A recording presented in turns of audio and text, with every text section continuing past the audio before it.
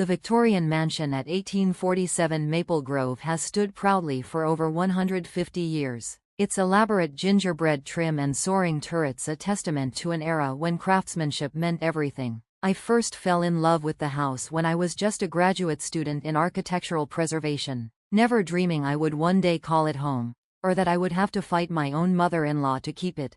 The real estate listing that popped up on my phone in my Tokyo hotel room felt like a physical blow.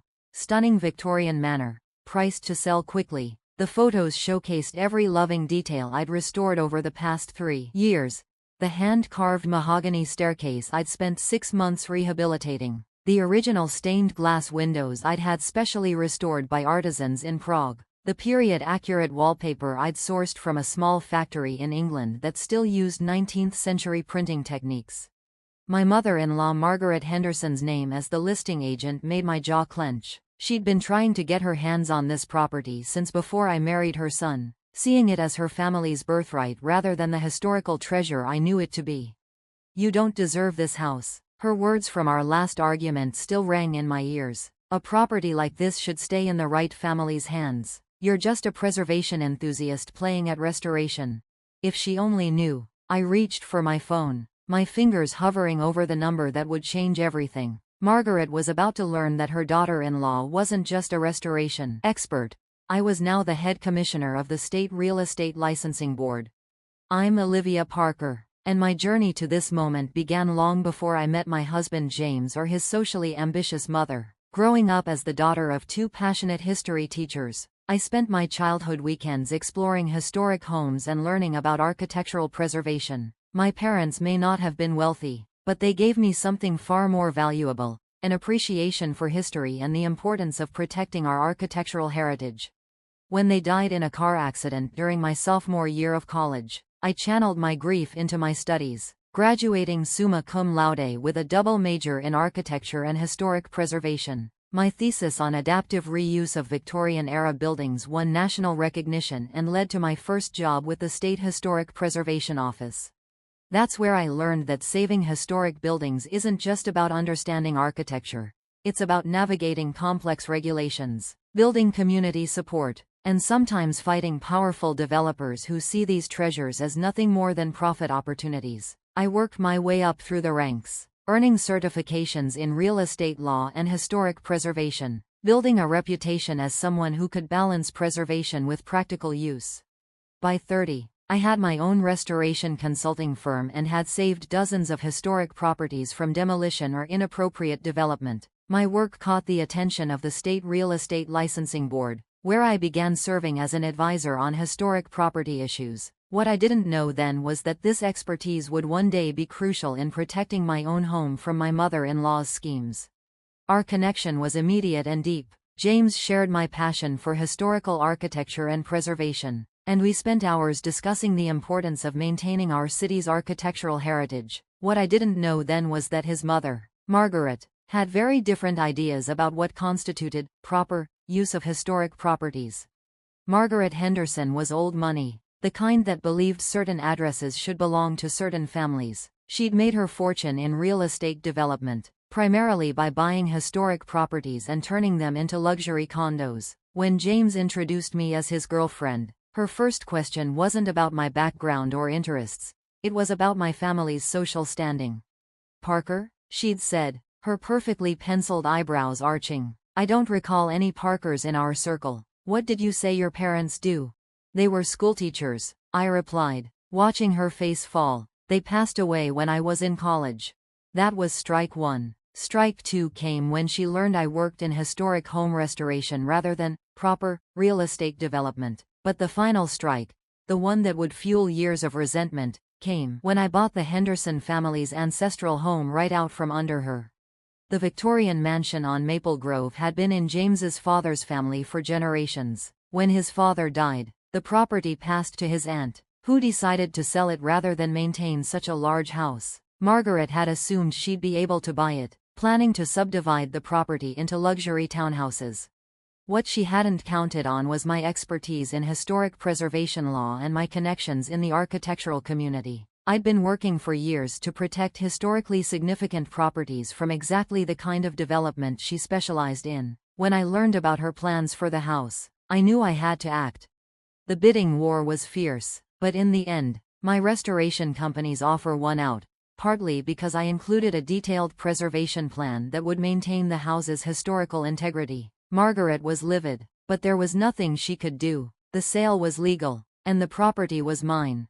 James supported my decision completely. He'd grown up visiting that house, and the thought of it being carved up into condos horrified him. We decided to make it our home, and I spent 2 years carefully restoring it to its original glory while adding modern amenities that didn't compromise its historical character. We were married in the house's grand ballroom, surrounded by the restored mahogany paneling and original crystal chandeliers. Margaret attended, of course, but her wedding gift, a set of architectural plans for modernizing the house, made her feelings clear.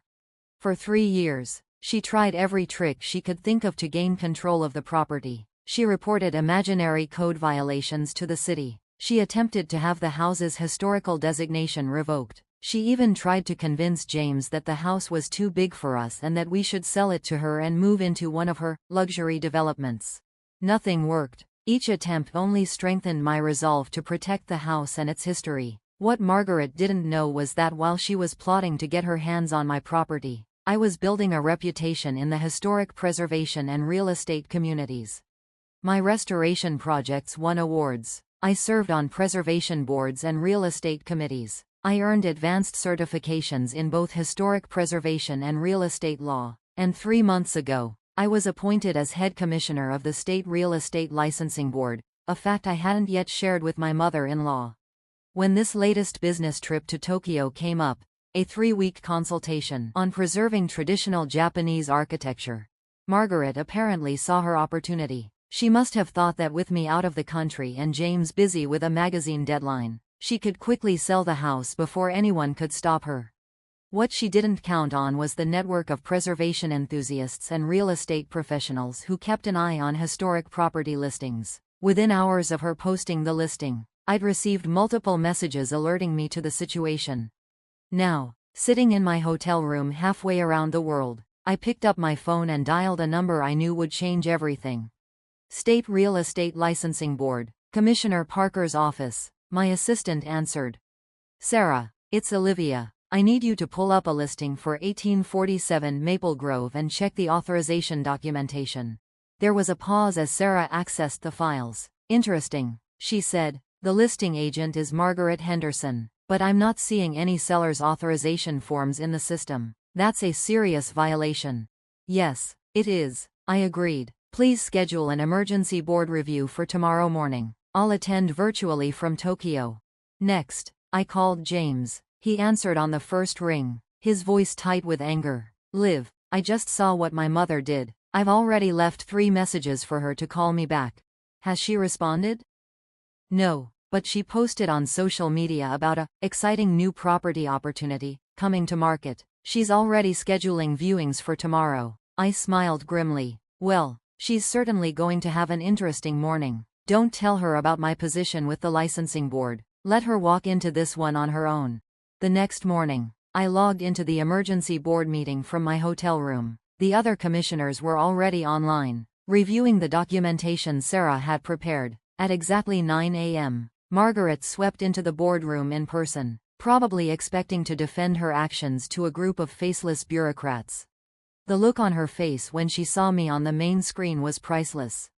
"Good morning, Mrs. Henderson," I said pleasantly. "I'm Commissioner Parker, head of the State Real Estate Licensing Board. We've called this emergency meeting to discuss some serious concerns about your recent listing of 1847 Maple Grove."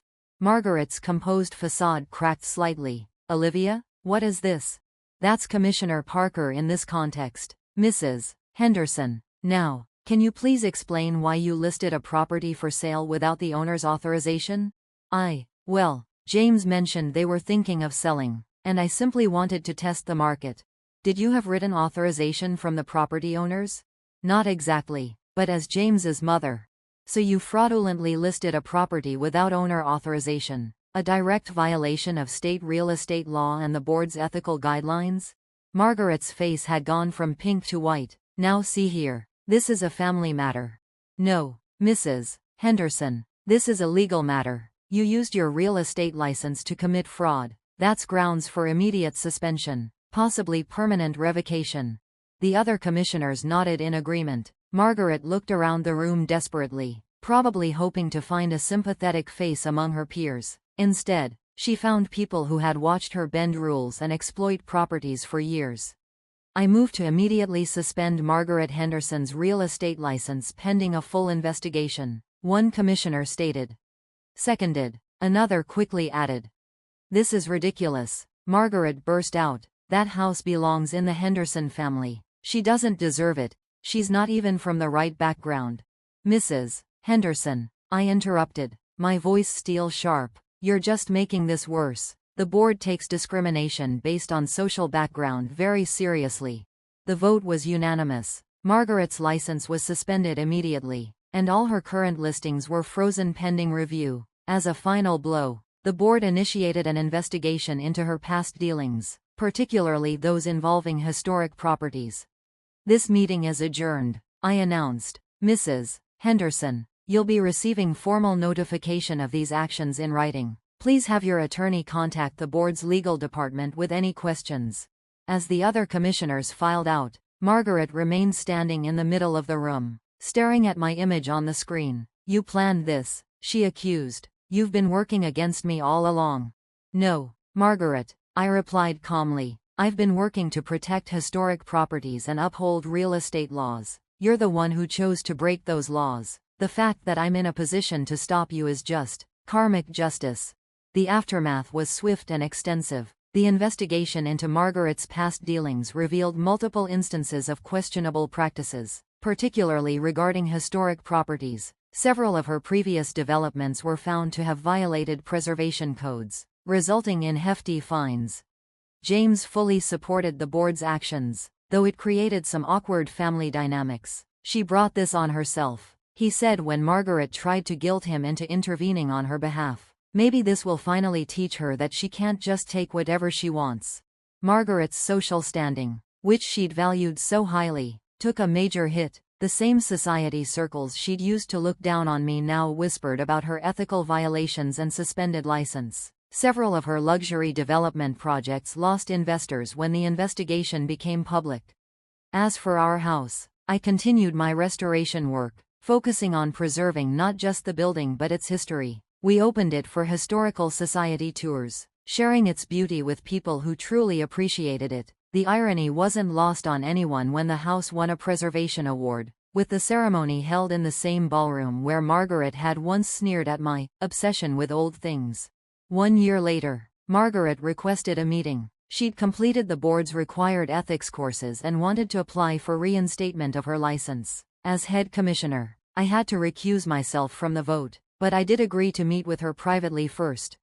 She looked older, more subdued. The designer suits and perfect makeup were gone, replaced by a simpler, more natural appearance. I've done a lot of thinking, she began, about properties, about history, about family.